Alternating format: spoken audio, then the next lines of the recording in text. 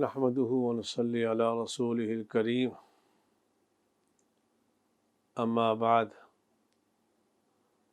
فأعوذ بالله من الشيطان الرجيم بسم الله الرحمن الرحيم يا أيها الرسل كلوا من الطيبات واعملوا صالحا وعن أبي هريرة رضي الله تعالى عنه قال قال رسول الله صلى الله عليه وسلم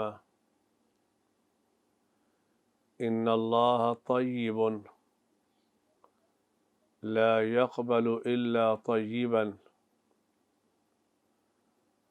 وأن الله أمر المؤمنين بما أمر به المسلمين فقال يا أيها الرسل كلوا من الطيبات واعملوا صالحا وقال يا أيها الذين آمنوا كلوا من الطيبات ما رزقناكم ثم ذكر الرجل يطيل السفر أشعث أغبر يمد يديه إلى السماء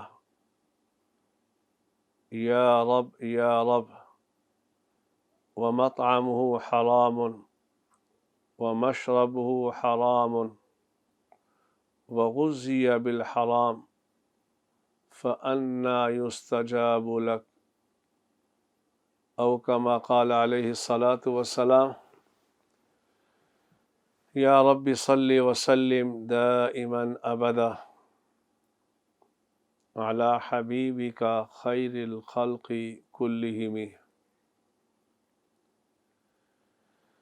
میرے دوستوں، بزرگوں، بھائیوں، آج کا میرا موضوع رزق حلال کی اہمیت اور اپنے ماتحتوں کا خیال رکھنا۔ آج کا میرا موضوع یہ ہے کہ رزق حلال کا اہتمام رکھنا اور اپنے ماتحتوں اور مزدوروں کا خیال رکھنا۔ اس سلسلے میں کچھ معروضات آپ کے سامنے بیان کروں گا۔ جس آیت کی میں نے تلاوت کی، اس آیت میں رب العالمین انبیاء علیہم الصلاۃ کو خطاب کرتے ہوئے فرمایا یا ایھا الرسل کلوا من الطیبات واعملوا صالحا۔ پہلے فرمایا پاکیزہ چیزیں کھایا کرو، حلال چیزیں استعمال کیا کرو، واعملوا صالحا اور اچھے اعمال کیا کرو۔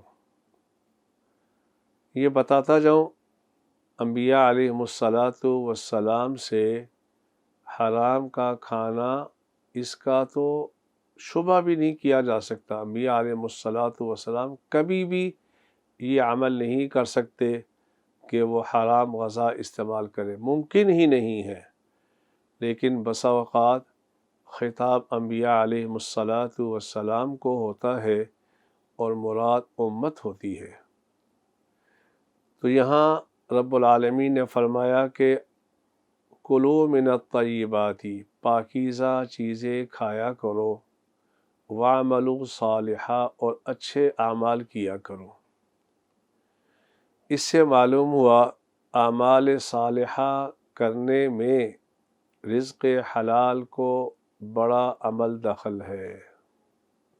آج کل لوگ یہ شکایت کرتے ہیں مولانا ذکر میں دل نہیں لگتا، مسجد میں دل نہیں لگتا، قرآن پڑھتے ہوئے مزہ نہیں آتا، رسول اکرم صلی اللہ علیہ وآلہ وسلم پر درود شریف پڑھنے میں دل نہیں لگتا، کوئی تعویذ تو بتا دیں یا کوئی وظیفہ یا تعویذ دے دیں۔ میرے بھائیوں، یہ مسئلہ تعویذوں سے حل نہیں ہوگا۔ اس کا ایک ہی حل ہے، کلوا من الطیبات، کلوا من الطیبات، پاکیزہ چیزیں استعمال کرو، حلال مال استعمال کرو، اس کا اثر کیا نکلے گا؟ اللہ خود بخود اعمال صالحہ کی توفیق دیں گے، خود بخود اللہ رب العالمین اعمال صالحہ کی توفیق دیں گے۔ اور میں نے جو آپ کے سامنے حدیث پڑھی، رسول اکرم صلی اللہ علیہ وآلہ وسلم نے ارشاد فرمایا، ایک آدمی کا ذکر کرتے ہوئے ثم ذکر الرجل، اللہ کے نبی صلی اللہ علیہ وآلہ وسلم نے اس حدیث میں ایک آدمی کا ذکر فرمایا کہ قیامت کے قریب ایک شخص آئے گا، لمبا سفر کر کے پراگندہ اس کے بال ہوں گے، اور ملتزم پہ کھڑے ہو کر یہ کہے گا، یا رب یا رب یا رب، اے میرے اللہ میری یہ حاجت پوری فرما دے، میری یہ حاجت پوری فرما دے۔ رسول اکرم صلی اللہ علیہ وآلہ وسلم نے فرمایا، لیکن اللہ اس کی ایک بھی دعا قبول نہیں فرمائیں گے۔ وجہ اس کی، اللہ کے نبی صلی اللہ علیہ وآلہ وسلم نے ارشاد فرمایا، وَمَطْعَمُهُ حَرَامٌ وَمَشْرَبُهُ حَرَامٌ، اس کا کھانا، اس کا پینا، اس کا لباس، یہ سارا کا سارا حرام کا ہوگا۔ اللہ فرماتے ہیں، فَأَنَّا يُسْتَجَابُ لَكَ، میں ایسے آدمی کی دعا کیسے قبول کروں؟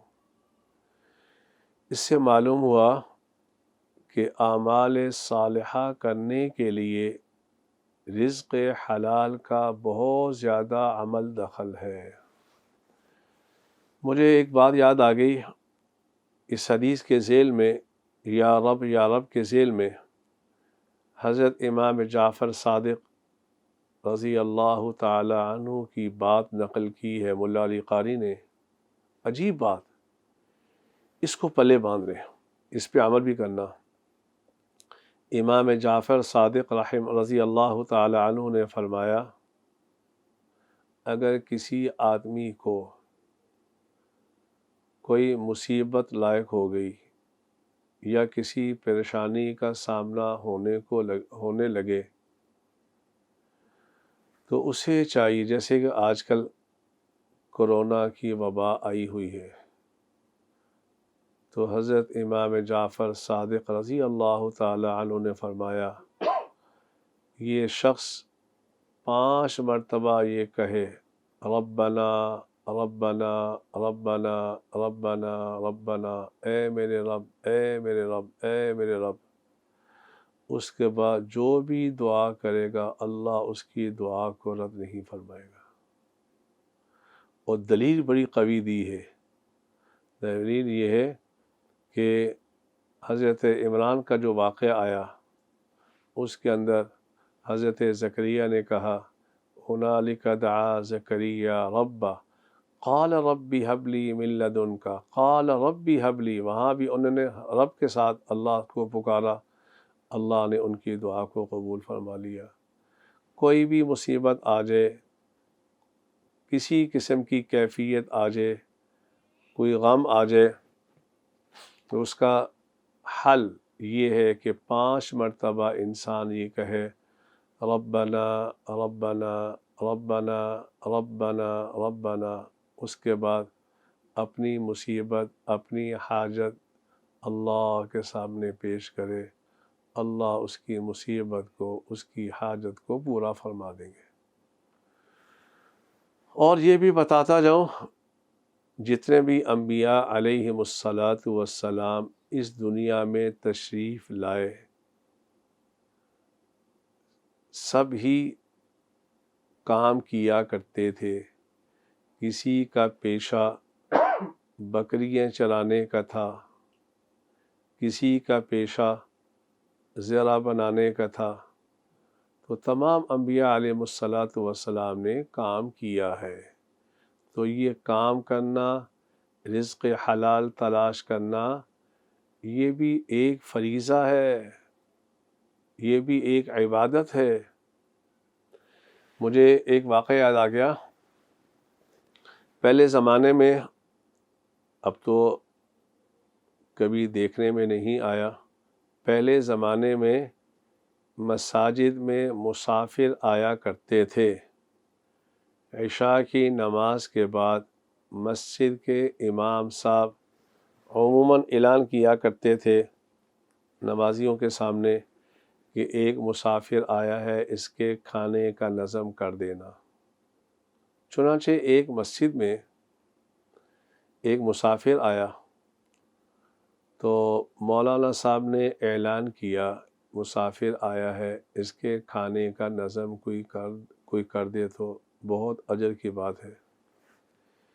ایک مزدور تھا جو سارا دن مزدوری کرتا تھا. اس نے اس دن اتنے ہی پیسے کمائے جس سے 4 روٹیوں کا نظم ہو سکتا تھا. تو وہ گھر میں گیا، اس نے اپنی اہلیہ سے کہا میں اپنی روٹی اس مسافر کو دینا چاہتا ہوں. اہلیہ نے کہا میری بھی لے جائیں. ایک بچے نے کہا میری بھی لے جائیں. دوسرے نے کہا ابا میری بھی لے جائیں. وہ 4 روٹیاں لے کے مسجد میں آ گیا. اس مسافر نے کھانا کھایا.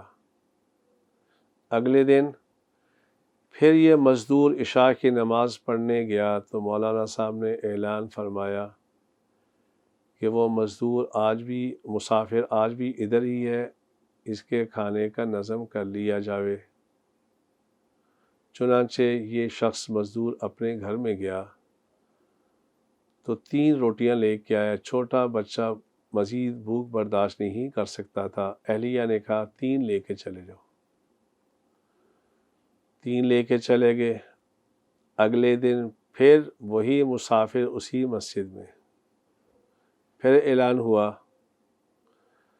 تو یہی مزدور گھر میں آیا تو اہلیہ کی روٹی اور اپنی روٹی لے کے چلا گیا. پھر اگلے دن پھر عشاء کی نماز پڑھنے گیا. یہ شخص مولانا صاحب نے اعلان کیا کہ وہ مسافر آج بھی یہاں موجود ہے. تو اس مزدور نے اس مسافر سے کہا آج تو ایک روٹی مل جائے گی، لیکن کل آپ تشریف لے جائیں کیونکہ مجھ سے بھی بھوک برداشت نہیں ہو رہی. چنانچہ اس مسافر نے کہا میں یہاں کھانا کھانے کے لیے نہیں ٹھہرا، پہلے یہ بتاؤ تم کماتے کیسے ہو، یہ بتاؤ.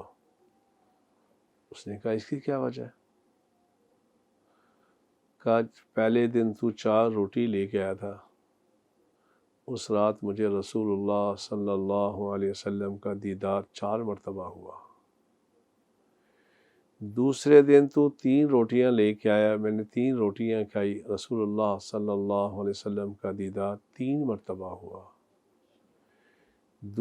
تیسرے دن تو 2 روٹیاں لے کے آیا، رسول اللہ صلی اللہ علیہ وسلم کا دیدار 2 مرتبہ ہوا. اس کے بعد تو 1 روٹی لے کے آیا تو اللہ کے نبی کا دیدار 1 مرتبہ ہوا. میں تو یہاں صرف ٹھہرا ہوں کہ رسول اللہ صلی اللہ علیہ وسلم کا بار بار دیدار ہوتا رہے. تو مزدوری کیسے کرتا ہے؟ تیرے مال میں کتنے انوارات ہیں. میرے بھائیوں، یہ اثر ہے رزق حلال میں. آج تو مساجد کے اندر بھی، مساجد کی تعمیر کے اندر بھی رزق حلال کا اہتمام نہیں کیا جاتا. یہی وجہ ہے مساجد کے اندر سکون آج محسوس نہیں ہوتا. آج سے 40-50 سال پیچھے جائیں، کچی مساجد ہوا کرتی تھی، غم زدہ آدمی بھی وہاں جایا کرتا تھا تو اسے سکون حاصل ہوتا تھا. کیوں؟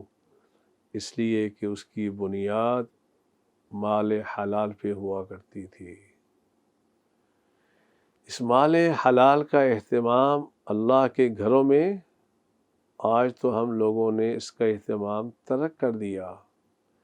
مشرکین مکہ نے جب بیت اللہ کی تعمیر کی تو کہا دیکھنا اللہ کا گھر ہے، کوئی مشتبہ مال بھی نہ لے کے آنا۔ آج ہماری مساجد کے اندر حرام کا مال بھی لوگ لگا دیتے ہیں، تو کہاں سکون آئے گا؟ تو اس سے معلوم ہوا رزق حلال کا اعمال صالحہ میں بہت زیادہ عمل دخل ہے۔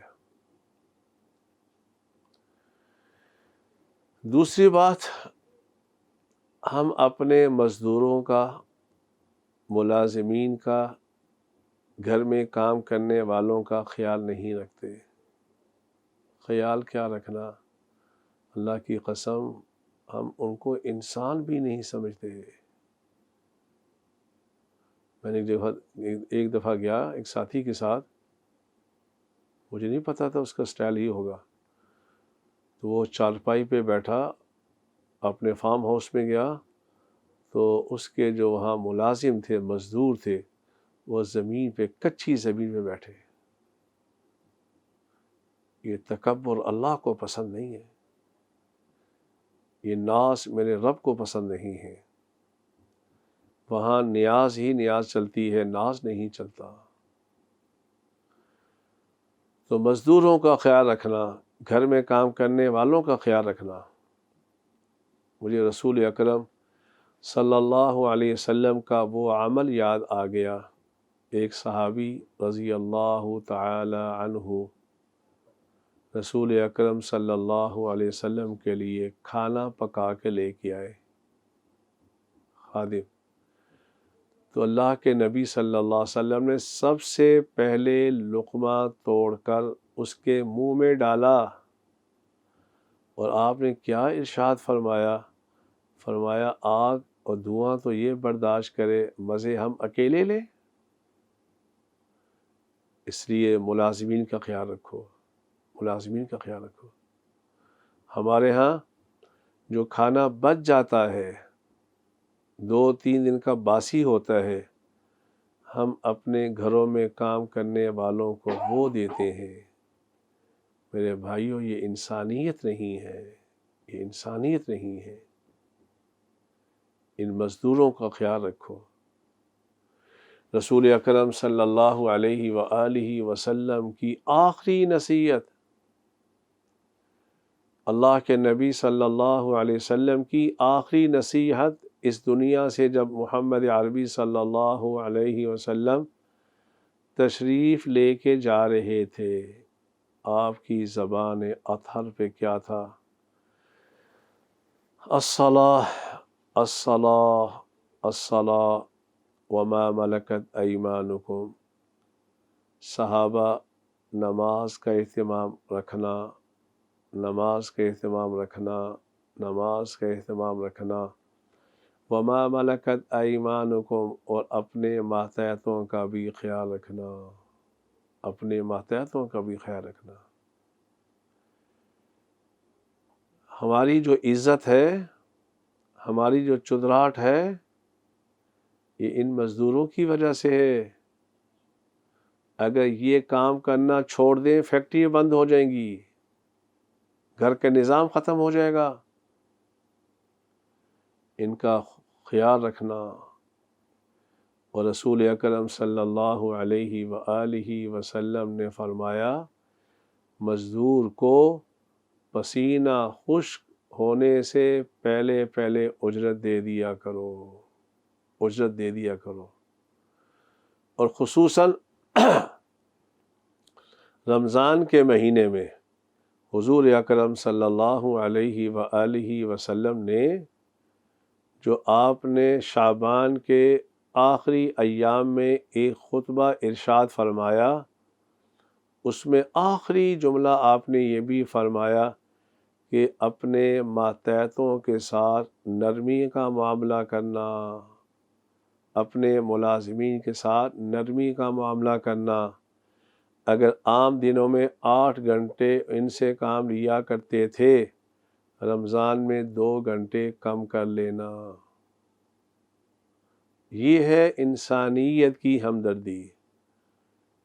اور جو خود کھاتے ہو ان کو بھی وہ کھلایا کرو۔ یہ ہے نبی صلی اللہ علیہ وسلم کے اخلاق۔ یہ کہاں کی انسانیت ہے؟ ہم روزہ بھی رکھتے ہیں، زکوٰۃ بھی دیتے ہیں، عمرہ بھی کرتے ہیں، لیکن اپنے ملازمین کو گالیاں دیتے ہیں۔ مزدور کو اس کا پورا حق ادا نہیں کرتے۔ کوشش کرتے ہیں کہ جتنا ہو سکے اس سے مزید پیسے کم کروائے جائیں۔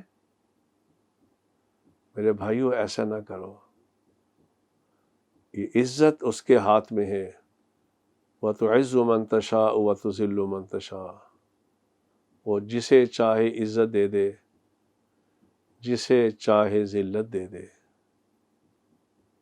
تو ایک تو اپنے ماتحتوں کا خیال رکھا کرو، دوسرا رزق حلال کا اہتمام کرنا، رزق حلال کا۔ مجھے رسول اکرم صلی اللہ علیہ وسلم کی وہ حدیث یاد آ گئی۔ آپ علیہ الصلاۃ والسلام نے ارشاد فرمایا کہ قیامت کے قریب ایک ایسا زمانہ آئے گا کہ آدمی کو یہ پتہ نہیں چلے گا کہ یہ مال وہ حلال کھا رہا ہے یا حرام کھا رہا ہے۔ آج وہ زمانہ آ گیا، آج وہ زمانہ آ گیا۔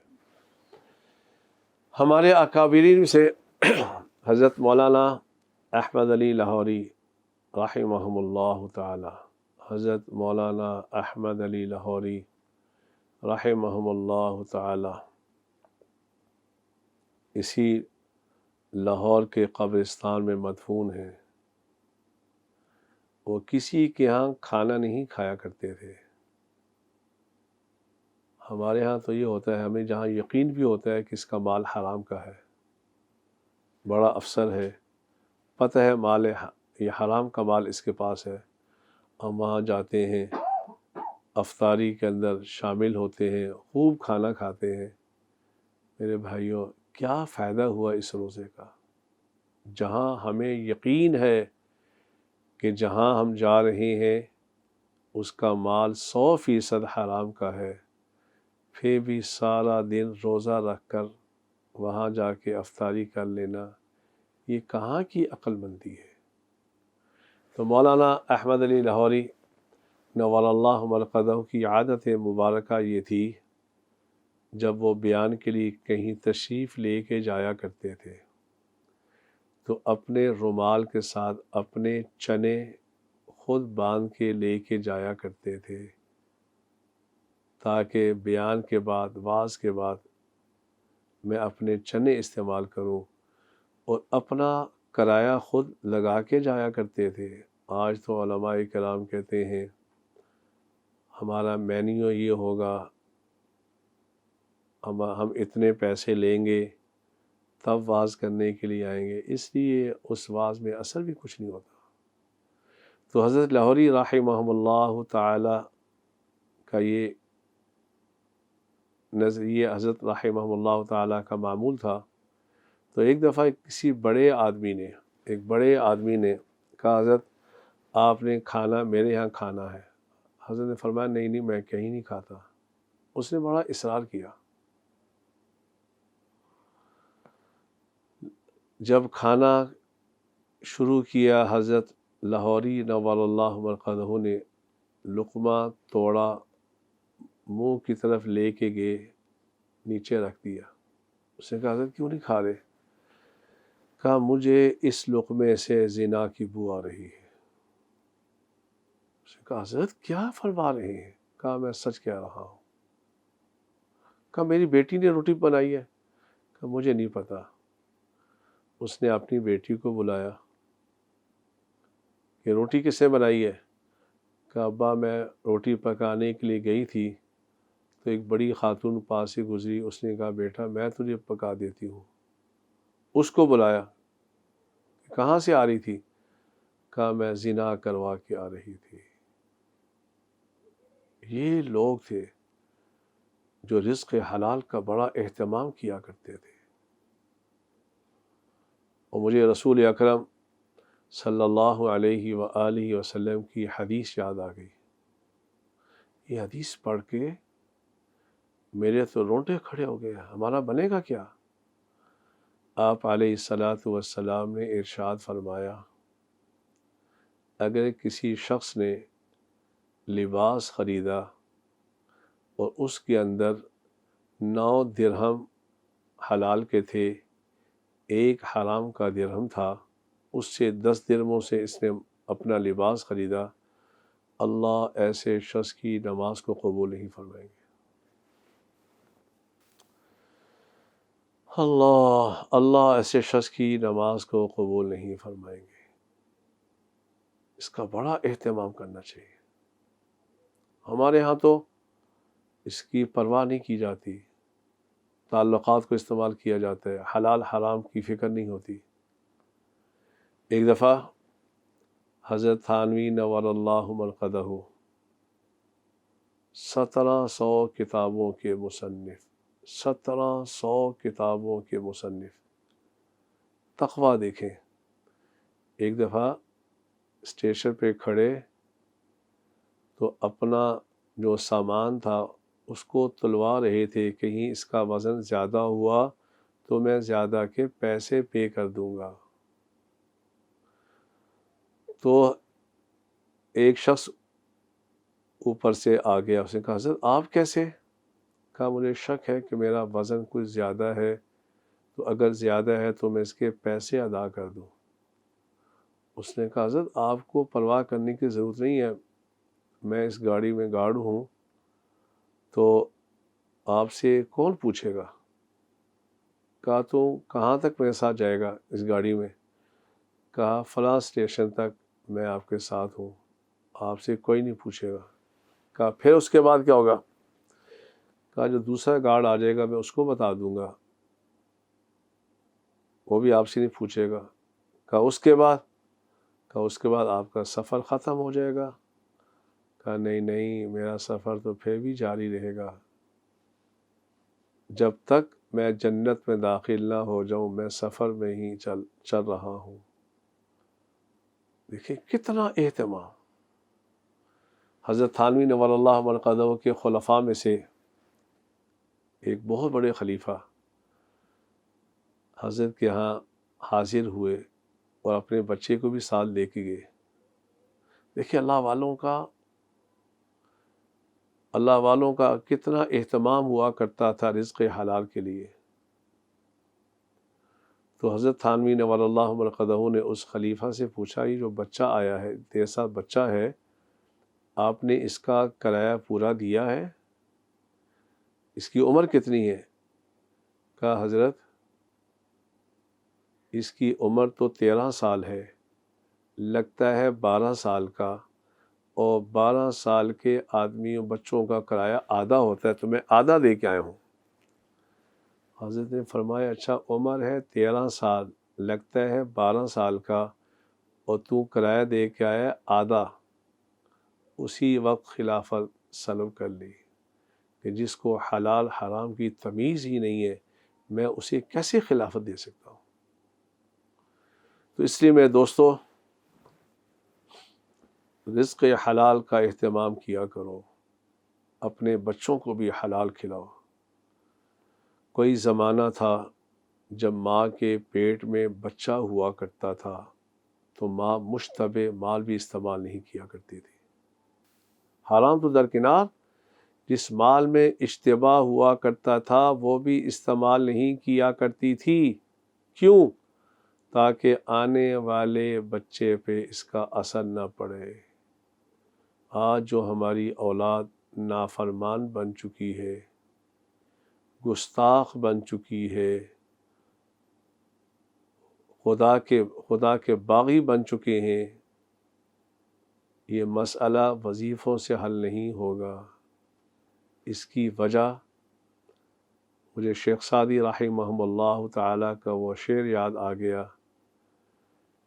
شیخ سعدی فرمایا کرتے تھے، خشت اول چون حد معمار کج، تا سریا میر و دیوار کج۔ اگر مستری پہلی اینٹ ٹیڑھی رکھے تو اس دیوار کو آسمان تک لے جائے وہ سیدھی نہیں ہوگی، ٹیڑھی ہی ہوگی۔ ہم نے اپنے بچوں کی پہلی سیڑھی وہ صحیح نہیں رکھی، ہم نے انہیں حلال نہیں کھلایا، اس لیے ہماری دعاؤں میں اثر نہیں۔ آج ساری امت دعائیں مانگ رہی ہے کہ ربا کرونا ختم ہو جائے۔ اس کی وجہ یہ ہے کہ ہم نے رزق حلال کا اہتمام چھوڑ دیا۔ اپنے ملازمین کے ساتھ اچھا سلوک کرو، وہ اللہ کے بندے ہیں، کیا پتہ ہے کہ وہ اللہ کے ہاں کتنے مقبول ہیں؟ اللہ کے ہاں وہ کتنے مقبول ہیں؟ اس لیے کسی انسان کو حقیر نہ سمجھنا، اور اگر اپنے اندر تکبر کو ختم کرنا ہو تو رسول اللہ صلی اللہ علیہ وسلم کی اس حدیث پہ عمل کرو۔ آپ نے فرمایا سواری پہ سوار ہونے والا پیدل آدمی کو سلام کرے۔ جب آپ اپنے گھر میں داخل ہوں تو آپ کا گارڈ چوکیدار جب دروازہ کھولے تو آپ سب سے پہلے اسے کہیں السلام علیکم ورحمۃ اللہ وبرکاتہ۔ بابا جی، بھائی جان، بیٹا، کیا حال ہے آپ کا؟ آپ کو کوئی تکلیف تو نہیں ہے؟ خدا کی قسم آپ یہ جملہ کہیں گے، اس کے دل سے جو دعا نکلے گی وہ آپ کی نجات کے لیے کافی ہے۔ تکبر نہ دکھانا۔ ہم نے بڑے بڑے وہ لوگ جو تکبر کیا کرتے تھے، آخری وقت ذلیل ہوتے ہوئے ہم نے ان کو دیکھا ہے۔ جب آپ گاڑی میں بیٹھیں اپنے ڈرائیور کو السلام علیکم ورحمۃ اللہ وبرکاتہ، کیا حال ہے؟ ہمارے ہاں کیا ہوتا ہے؟ ظلم۔ دیکھیں ظلم۔ اگر ہمارا چوکیدار، ہمارا ملازم، ہمارا مزدور اگر 60 سال کا، 65 سال کا، 55 سال کا بزرگ ہے، سفید ریش ہے، تو وہ ایک بوجھ اٹھا رہا ہے تو ہم اس کی مدد نہیں کرتے، یہ جملہ کہہ کر کہ ہم اس کو تنخواہ نہیں دیتے۔ ارے بھائیو، ایسے نہ کرنا، وہ اللہ کی مخلوق ہے۔ رسول اللہ صلی اللہ علیہ وسلم کی حدیث یاد آ گئی۔ آپ علیہ السلام نے فرمایا ارحموا من فی الارض، ارحموا من فی الارض یرحمکم من فی السماء، اور تم زمین والوں پہ رحم کرو، آسمان والا تم پہ رحم کرے گا۔ یہ پلے باندھ لو، ارحموا من فی الارض یرحمکم من فی السماء، زمین والوں پہ تم رحم کرو، آسمان والا تم پہ رحم کرے گا۔ میرے بھائیو، آج ہم نے زمین والوں پہ رحم کرنا چھوڑ دیا، اس لیے آسمان والا بھی ہم پہ رحم نہیں کر رہا۔ آج سے اللہ کی مخلوق پر رحم کرنا شروع کر دو۔ کل میں اپنے جامع شریفی میں بیٹھا ہوا تھا تو میرا ایک بھانجا میرے پاس بیٹھا، تو بلی آ کے ہمارے پاس بیٹھ گئی۔ میں نے اسے کہا ہمیں بخار ہوتا ہے تو ہمارے ابا ٹینشن میں آ جاتے ہیں، اماں ٹینشن میں آ جاتی ہے، یہ جب بلی بیمار ہوتی ہوگی اس کا کون خیال کرتا ہوگا؟ اللہ کے علاوہ کون کرتا ہوگا؟ اس لیے ارحموا من فی الارض یرحمکم من فی السماء، زمین والوں پہ رحم کرو، آسمان والا تم پہ رحم کرے گا۔ کبھی کسی کو حقیر نہ سمجھنا، کبھی کسی سفید ریش اپنے ملازم سے جوتیاں صاف نہ کروانا۔ میں نے دیکھا ہے 25 سال کا بچہ،